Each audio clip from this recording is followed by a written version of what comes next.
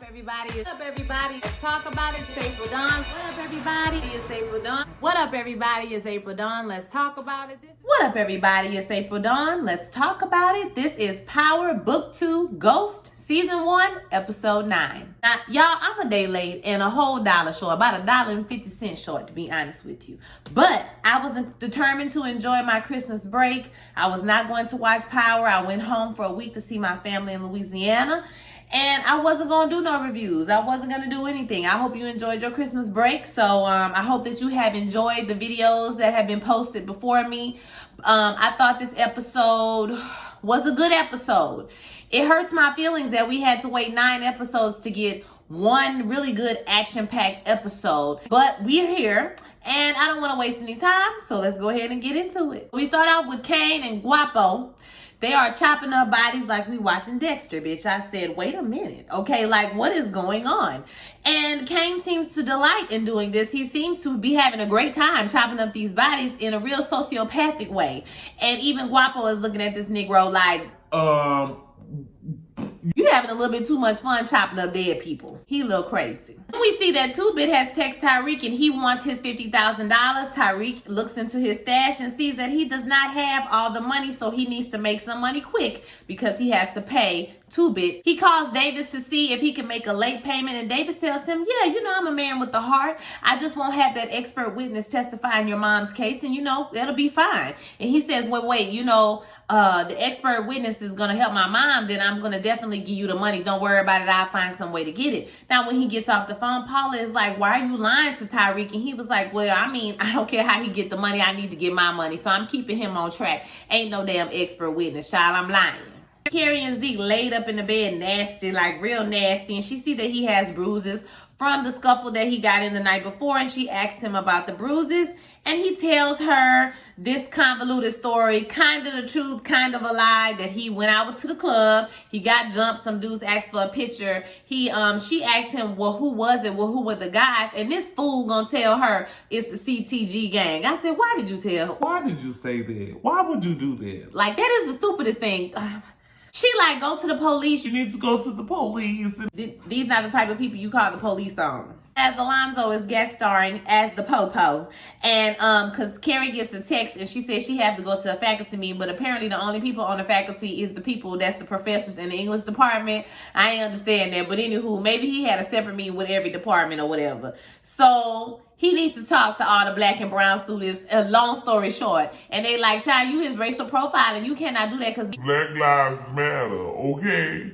And he's looking at them like, girl, I mean, I'm just trying to get in touch with the people who be gang affiliated. So more than likely that's black and brown people, which is absolutely implicit bias, don't you think? And so Carrie volunteers because she's a minority. And you know, the students trust her that she can she can get the students to come forth anonymously. And she can decide what is confidential and what is not confidential. And then Jabari jumped his nosy ass on the bandwagon because he just, you know, I felt him when he was like, you down here trying to profile my people, you know what I'm saying? My people, my people, my people. But you know, I don't like Jabari. He aggravating as hell and he just want to be up and carry business. So he volunteers to help and also do the same thing. They all agree that this is a good compromise and this is how we're going to go forth.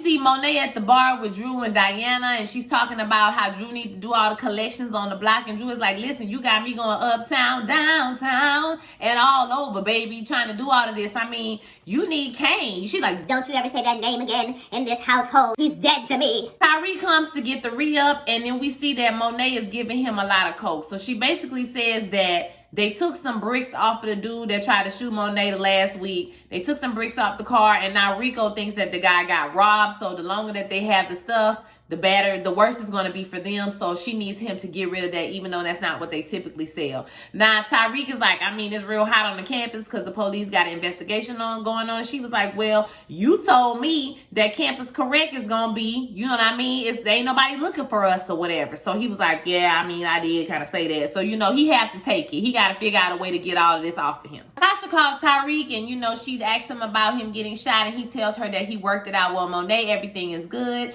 And she tells him, do not trust Monet. Don't trust anybody.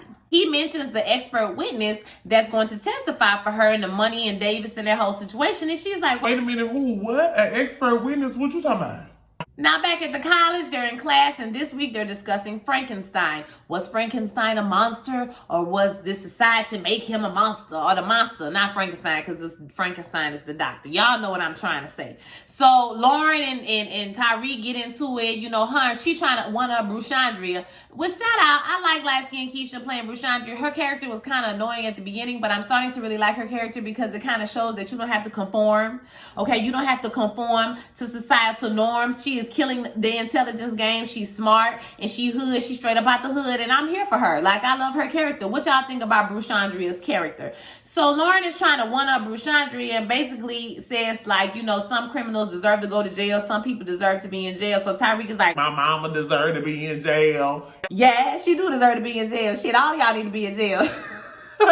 Shit y'all be doing. He goes on to say, you know, the monster was seen as a monster because of how Dr. Frankenstein treated him, and Jabari is like, Oh my God, that is the correct answer. like, you are giving me the key to life. He is so freaking weird, and I'm just so tired of him. I am tired of this nigga. So they get out in the hallway, and she's like, Tyreek, I didn't mean that. I didn't mean like that. and he's like, girl, I ain't got time for you. Basically, I got a whole bunch of shit going on. I ain't got time for you this episode. I'll see you on the next episode. So she do say something like drug dealers and criminals belong in jail or something like that. Murderers just. So we know they fall all in that category. So, child, when she find out that Tyreek is a drug dealer, it's going to be a wrap for them. Up down to the jail, there's a random search going on, and Tasha's, you know, really worried about her phone getting found. And at the right moment, the guy, I think he like a cleaner person or orderly, or I don't know if he was a CO. I couldn't tell. But anywho, he swoops in at the last minute. We know he's one of Lorenzo people, and he gets the phone for Tasha, and Tasha's like, can you give me another phone? He's like, I'm gonna get you on the phone. Give me the phone right now. We ain't got time for all that. Give me the phone. She gives him the phone, and you know, homegirl that don't like Tasha, she is so happy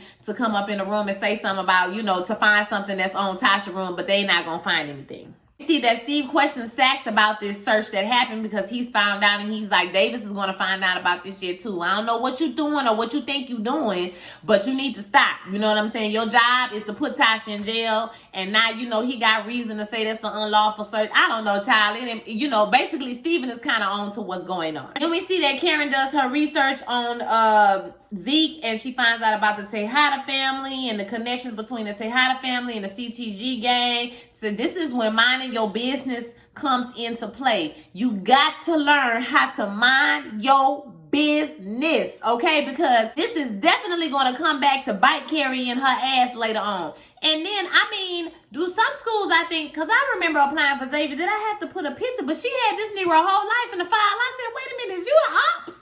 Like, what's going on? We know you was a prosecutor, girl. Like, what's the tea? How you got all this nigga information? Like, they don't be having all their information down to the college, y'all. Somebody in the comments make that make sense for me. Barry comes in the office, and immediately when he sees the picture, he recognizes Drew. But from when he saw Tyreek and Drew trade off the drugs at the motel, but he does not give an indication to Carrie that he knows who Drew is, and he slides up out of there real quick because he got to finish writing his book. He need to plagiarize some more shit. You know what I'm saying? So Drew goes to Kane and is like, hey, you took all our corner boys off the street. What's going on? And Kane is like, Man, you know, F Monet, F the family, F my husband. you know what I'm saying? He done with the family. He just out here living on his own. And Drew needs to decide whether he gonna roll with him or he gonna roll with the mama. You know, we can make our own money. We ain't got to worry about Lorenzo. We ain't got to worry about nobody. And then we see Lil Guap come out the back, and he giving Drew the eye. And he like, what's up, Drew? Like, nigga, didn't he just beat your ass last week? It's like, hey, why is this nigga still breathing? Like,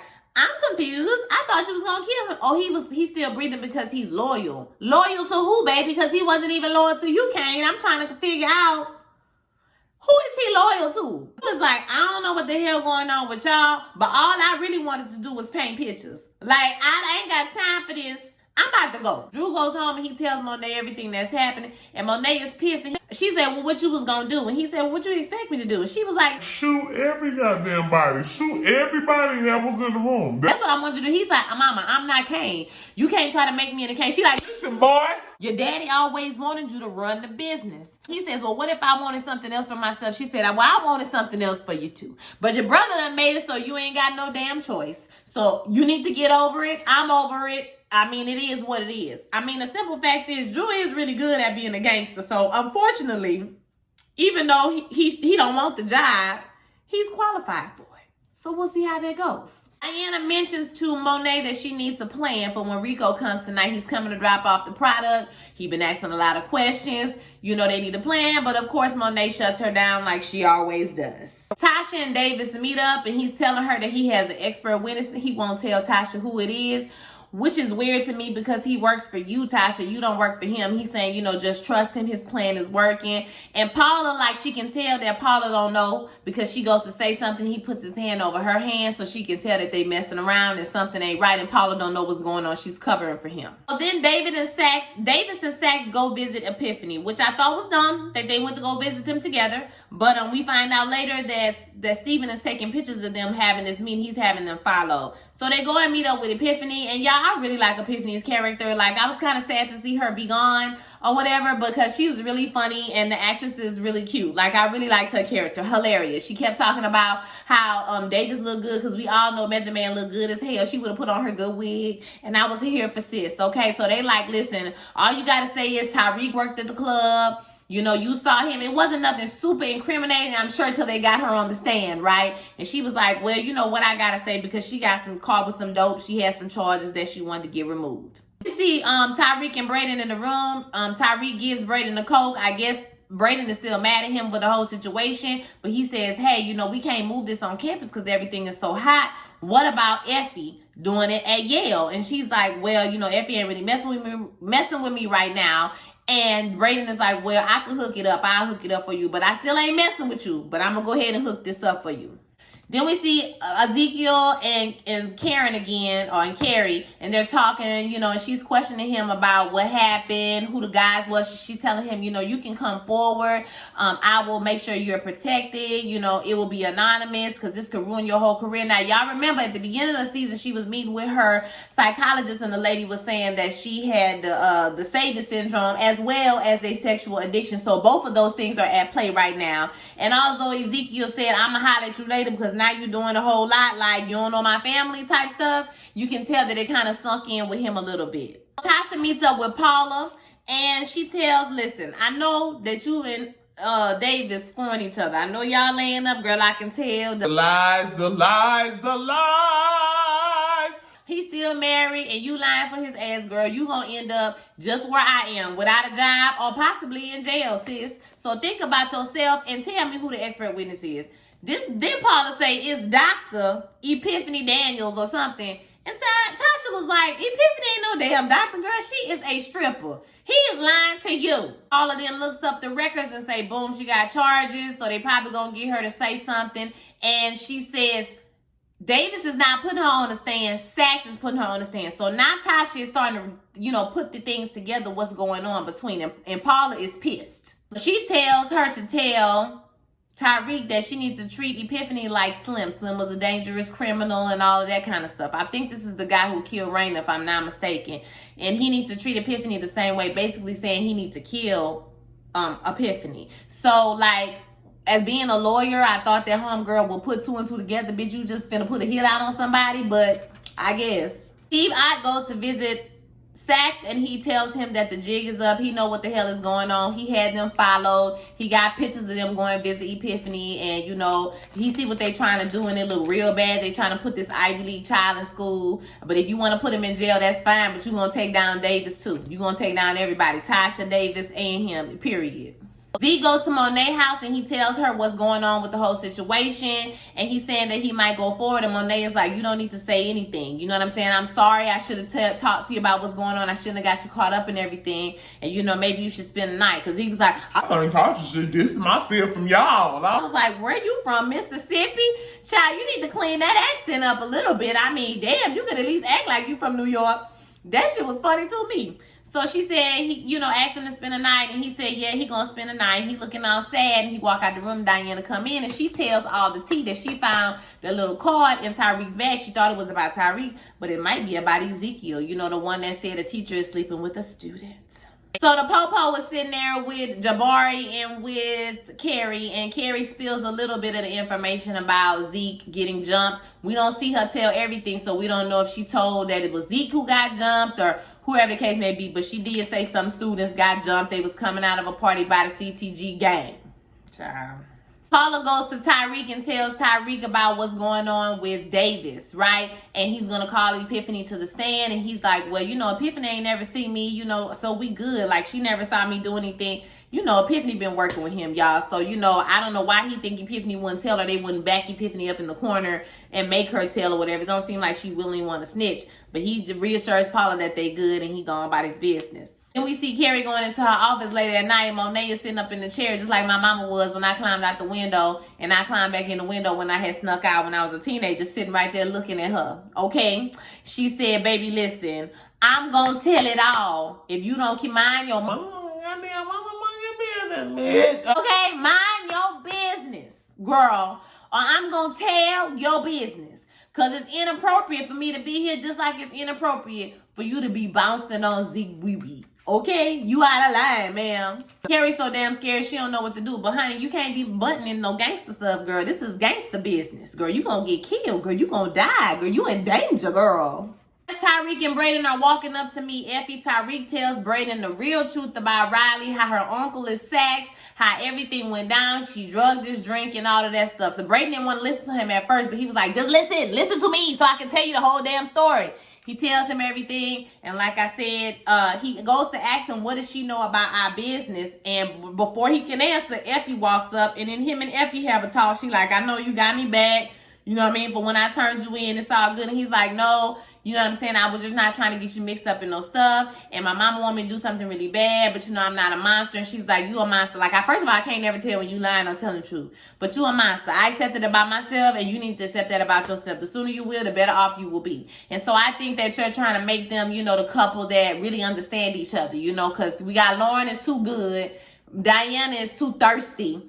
And so now we have Effie, who is just right. She right in the middle. They can understand each other. They both very intelligent. They both got to hustle to survive. So he gives her the drugs and she going about her business. So Tyreek goes over to Epiphany's house to kill her, but Epiphany is running her mouth. She talking, and thank goodness, because she tells about Sax and Davis coming over there to get her to testify and what they told her to say, because she thinks Tyreek already knows.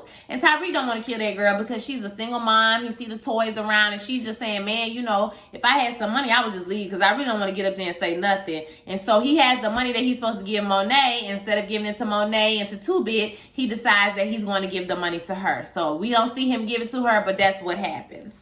We in court the next day, and obviously Epiphany doesn't show up because she has fled, and they give them a few minutes to adjourn. Davis and Sax meet in the bathroom to talk, and he discovers that, you know, Paula went to go see Tasha, and, you know, Sax is like, y'all trying to, you know, basically double cross me or whatever. I got pictures of you going to talk to Epiphany, and after all of this come out, he's like, it's not illegal. He was like, well, it don't matter if it's illegal, it's unethical, and you ain't nobody ever going to want to be your lawyer again or you to be their lawyer again, right? And I'm going to go public with this, yada, yada, yada. So after they go back, Davis and Paula have a talk, and she's like, why you lied to me? He tell her everything about the whole situation, even a video that Sax have of Tyreek confessing to killing his father. And she says, listen, I'm not gonna help you. I believed in you. You lied to me. If you would have asked me, I would have told you don't ever trust Sax. But you did it, okay? And you ain't gonna leave your wife. I was your lover and your secretary. You ain't gonna, you know, listen to me, baby. So I'm out. Period. Sax gets up there and he calls a Hail Mary. He said he wants to call Tyreek St. Patrick to the stand. Everybody's like, so Tasha calls Tyreek to tell him that he's going to get called to the stand. And Tyreek is like, you ain't got to worry about it. You know what I'm saying? Like, I ain't going to be able to testify no ways. I love you, mama. Get off the phone. Because he knows that when he go to Monet and he got her money, that she's going to kill him. So he kind of trying to, like, take himself out a little bit. Lil Guap go to Kane. He has the product. And Kane opens up the product. He's like, wait a minute, this is Monet load. And so he starts to beat up Lil Guap, like, what's going on? Why you got my mama drugs? You stealing my mama drugs? And he was like, nah, Rico gave me this. He need a new distro. At this moment, he realizes that Rico is coming to town to kill Monet. So he runs out to try to go save his mama. Now, at the same time, they at the bar, Monet got the gun on Tyreek because she like, you know, you ain't got my money. You can't play with my damn money. You owe me money, right?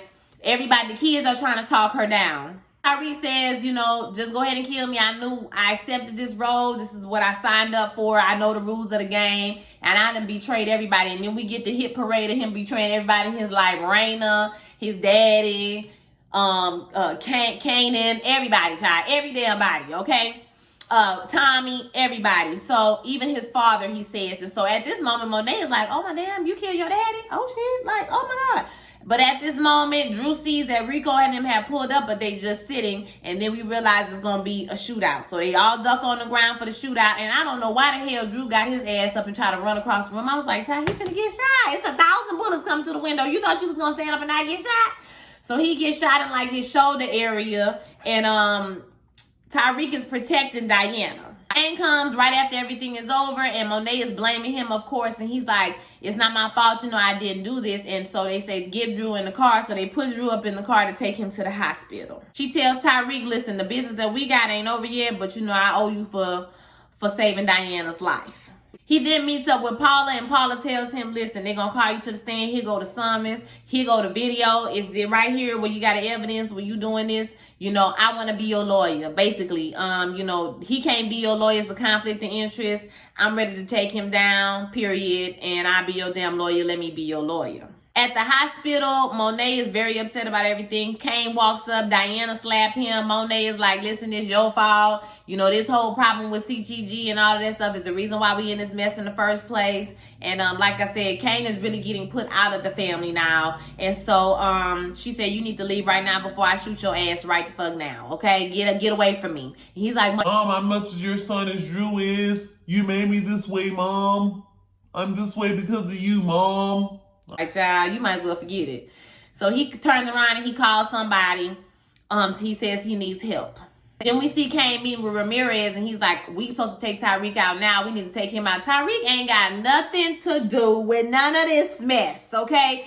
Ramirez is like, listen, I'm not finna take Tariq out. With you going out the business, your mama gonna need me more than ever. So I'm good. Tariq ain't got nothing to do with me. I'm cool. Like, I'm chilling.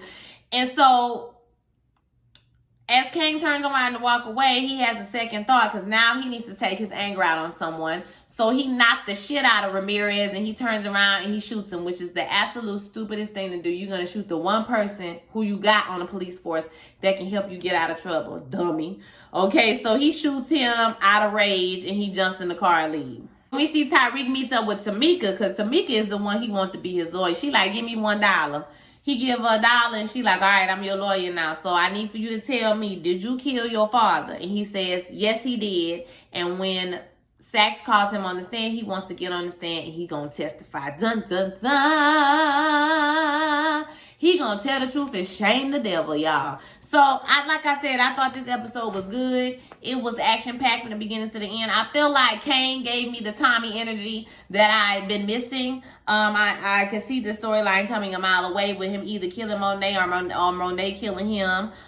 Because, you know, he done got put out the family. Drew is going to be the head of the family. Diana is going to be clingy as hell. I don't know what's going to happen with Diana. But, and Lauren's going to find out what he's doing. She's going to tell on him or she's just going to stop dealing with him altogether. But I thought it was a generally good episode. We'll see what happens on the season finale. Are y'all planning on watching the next season? Because they just really built the whole world for Tariq. If Tasha don't get her ass out of jail next week, I'm not watching it. I'm not watching Tasha be in jail for no other season. Because this season ain't moved me. I know some people are really enjoying it. I'm just not feeling it. Maybe it's just me. I don't know. What y'all think? So I want to hear your thoughts and comments. Like I said, I hope you enjoyed your holiday. Tomorrow is New Year's Eve. Is tomorrow New Year's Eve? Tomorrow is New Year's Eve. Yes. And so I won't be going anywhere. I won't be, doing anything crazy because COVID is out of control in Texas. And I'm just waiting for my $600 stimmy, my little funky $600, you know what I'm saying? So I'm trying to buy a house, y'all. There's a lot of things going on in my life. So, if I don't post as much, I'm going to try to get some shows. Like I'm going to watch Bridgerton. I'm going to watch some shows and we'll talk about them, okay? I don't know if it'll be episode by episode because like I said, I'm trying to view houses. I'm trying to do a lot of things that I'll be telling you guys about shortly, okay? So, y'all have a blessed one. I will holler at you guys next week for the season finale. Peace.